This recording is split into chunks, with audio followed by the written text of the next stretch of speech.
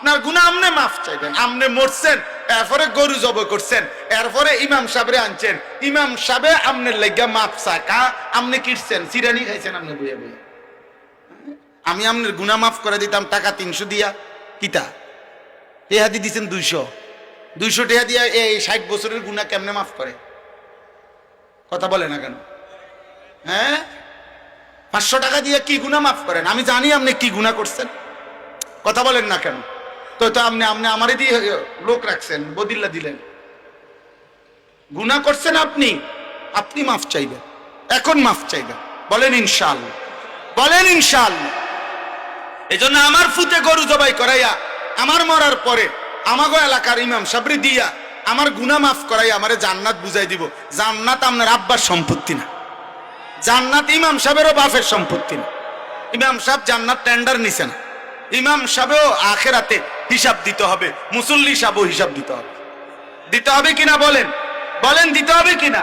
তো আল্লাহ আমাদেরকে বুঝ দান করেন।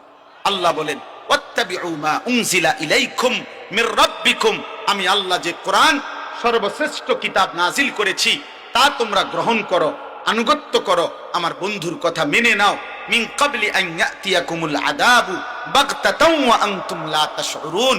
আবারও বলছি বান্দা, হঠাৎ করে আযাব আসবে, মৃত্যু আসবে, তুমি বুঝতেও পারবা না, সেদিন কিন্তু আফসোস করে অনন্তকাল আর কোনো লাভ হবে না। আল্লাহ আমাকে আপনাকে সকলকে মাফ করে দেন। উঠেন না 1 মিনিট, আমার কথা হলো আপনাদের কাছে, আপনারা প্রত্যেকে, যুবক ভাই, কিশোর ভাই, বয়স্ক বাবা, আমার এই ছোট্ট অল্প একটু কথার থেকে আপনারা নিয়ত করেন যে আমরা আমাদের সাধ্যের সবটুকু দিয়ে গুনাহ ছাড়তে চেষ্টা করব ইনশাআল্লাহ। আমরা আল্লাহকে মানার চেষ্টা করব ইনশাআল্লাহ। নিজের স্ত্রী, নিজের ছেলে মেয়েকে প্রথম ডিউটি, আব্বা হাত জোড় করে বলি, ঘর বাড়ি, খাট পালং, সোফা, ফার্নিচার, এগুলো আপনি যে দূর পারেন এর দূর দিয়া যাইয়েন, বাকিটা আপনার ফুতে করতে পারবো।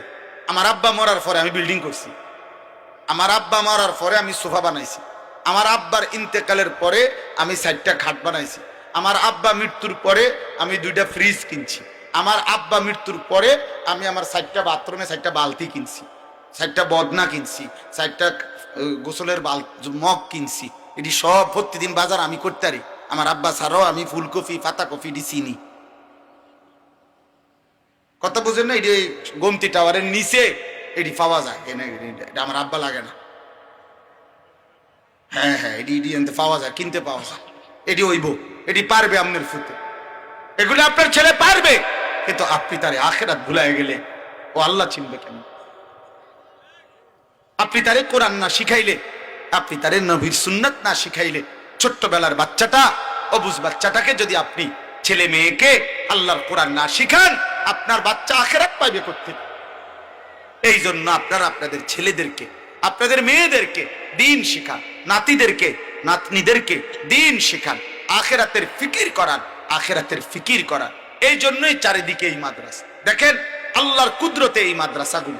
ইদানিং কালে আপনারা একটা জিনিস খেয়াল করেন যে এই 1 মিনিটে শেষ করছি, চারিদিকে দেখেন এত মাদ্রাসা, ছোট ছোট বড় বড়, আলহামদুলিল্লাহ। আপনারা যদি কেউ বলেন যে এত মাদ্রাসা কা, আমনে কোন এত মাদ্রাসা কা? আমারও তো প্রশ্ন, মনে করেন চারিদিকে এত মাদ্রাসার কি দরকার? তা আমনে কোন এগুলো হইল কা? এত মাদ্রাসা কেন? তা আমনে উত্তর দেন, আমনে আল্লাহরে জিজ্ঞেস করেন। এই জমিনের মধ্যে একটা পাতা পড়ে না কার ইচ্ছা ছাড়া, তো একটা মাদ্রাসা হইয়া গেছে আল্লাহর ইচ্ছা ছাড়া। কথা বুঝছেন না?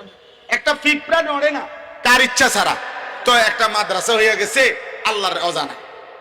তাইলে অবশ্যই প্রতিটা মাদ্রাসা কোনায় কোনায়, গলিতে গলিতে হচ্ছে কার ইচ্ছায়? আবার বলেন কার ইচ্ছায়? এই জন্য প্রত্যেকটা মাদ্রাসা আপনার সাধ্য মতো আপনি সহযোগিতা করা উচিত। আপনি কম দেন, বেশি দেন, আপনি ভালোবাসেন। আপনি কোন সময় উল্টা কথা, তেসরা কথা, কোনাচ্চা কথা আপনি বললেন না, আপনি বলবেন না। এটা কি ওইটা কি? মাদ্রাসা আল্লাহর কোরআন পড়ে, কয়জন পড়ে? 3 জন পড়ে, 1 জন পড়ে, সমস্যা কি? এক আল্লাহর বান্দা, আল্লাহর কোরআন চিনা, আল্লাহর কোরআন পড়তে পারা গোটা কায়নাতের সব পড়ালেখার চাইতে দামি। আপনি প্রমাণ করতে চান? আমার লোক আইন সাবের বাজার, আমার মাছ তাই। এখন আসুন, সামনের শনিবারে আসবেন, আগামী শনিবার 13ই ডিসেম্বর আমার মাদ্রাসার মাসিক ইসলাহি মাহফিল সকাল 10টা থেকে 12:30 পর্যন্ত মহিলাদের বয়ান হয়, আর আসর থেকে এশা পুরুষদের জন্য বয়ান হয়। আমি নতুন জায়গা কিনছি মাদ্রাসার জন্য, বড় সড়ো মাদ্রাসা করব। সারা বাংলাদেশের জোয়ান বুড়া, স্কুল কলেজ ইউনিভার্সিটি, শিক্ষিত অশিক্ষিত, দিন মজুর, ঠেলাওয়ালা, কুলিওয়ালা সবাই যেন পড়তে পারে। আলাদা ভবন মাদ্রাসা করতে চাইতেছি। যে আসবে যখন দিন শিখবে তখন, যার সময় যতক্ষণ দিন শিখবে ততক্ষণ। আশা করছি এটা 2.5 কোটি টাকার উপরে জায়গার দাম। পারলে জায়গায় শরিক হবেন। 4200 টাকা দিলে আপনি এক মুসল্লার পরিমাণ অংশগ্রহণ করতে পারবেন।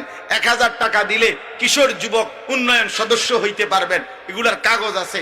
যেমনে পারেন, আমার কথা হলো প্রতিটা ভালো উদ্যোগে আপনি অল্প অল্প করে দিয়ে হলেও অংশগ্রহণ করবেন। আল্লাহ আপনাদেরকে তৌফিক দান করেন। এই দারুল আজহার মাদ্রাসা আলহামদুলিল্লাহ আমার প্রিয় ভাই মাওলানা সৈয়দ আব্দুল কাদের জামাল ভাই পরিচালনা করছে। আমাদের কুমিল্লা জেলা কওমি মাদ্রাসা সংগঠন বুড়িচং উপজেলার উনি সম্মানিত সিনিয়র সহসভাপতি। আলহামদুলিল্লাহ তার মাদ্রাসায় এইবারও 12 জন ছাত্রী আলহামদুলিল্লাহ দাওরায়ে হাদিস বুখারীর সবক শেষ করে ফারেগ হবে, বলেন আলহামদুলিল্লাহ। 2 জন ছাত্রকে পাগড়ি দেয়া হবে, বলেন আলহামদুলিল্লাহ। আমি আপনাদের কাছে অনুরোধ করছি, আপনারা এমন একটা মুবারক মাজমা মাদ্রাসা, মেয়েদের ছেলেদের এই দিন শিখার কাজে আপনাদের প্রত্যেকে অংশগ্রহণের উদ্দেশ্যে পকেটে হাত দেন। 2টা মিনিট যেদ্দুর সুযোগ হয়, আপনার যেদ্দুর ভালো লাগে, আপনার তৌফিক তো আল্লাহ দিবে। আপনি আপনার উপার্জন থেকে, আপনার হালাল টাকা থেকে আপনি কিছু দান করেন, আল্লাহ বরকত দিবে, ঠকবেন না ইনশাআল্লাহ। দেখবেন ঠকবেন না। আল্লাহ আপনাদেরকে কবুল করবেন। আল্লাহ আপনাদেরকে উত্তম ভাবে তৌফিক দান করেন। যান ভিতরে ঢোকেন, ঢোকো, জলদি ঢোকো। স্টেজের গুলো আমরা নিতে পারবো। আখিরাত ভুলে গেলে, মৃত্যু পরবর্তী জীবন ভুলে গেলে খোদার কসম সেটা জীবন হয় না। আল্লাহর সাথে যার বাঁধন ছুটে যায়, রবের সাথে যার সুতা ছিঁড়ে যায়, সে আর মানুষ থাকে না, মানুষ থাকে না। জীবনের অর্থ যার কাছে শুধুই মনের চাহিদা পূরণ, পরে মানুষ বলেন আমি হালাল হারাম বুঝি না, জায়েজ না জায়েজ বুঝি না, আমি বুঝি আমার মনে যা চায় তা পূরণ হইতে হবে। এইটা যার জীবনের অর্থ, পরে মানুষ বলেন, ওকে বলে জানোয়ার, চতুষ্পদ জন্তু। কোরআন এমন ব্যক্তিকে চতুষ্পদ জন্তু বলছে। কোরআনুল কারীমের সূরা আরাফের মধ্যে কথা স্পষ্ট আয়াত, ওয়াত্তাবা হাওয়াহু ফামাসালুহু কামাসালিল কালব। কোরআন শরীফে আল্লাহ বলছেন, যে তার মনের চাহিদার কেবল অনুসরণ করে, আল্লাহর বিধান হালাল হারাম, উচিত অনুচিত, জায়েজ না জায়েজের পার্থক্য যে করে না। আমার 12 লাখ টাকা দরকার, অতএব আমি 6 লাখ টাকা নিলাম জমি বেচা, 6 লাখ টাকা নিলাম সুদে কিস্তিতে, 12 লাখ টাকার চাহিদা পূর্ণ হয়েছে।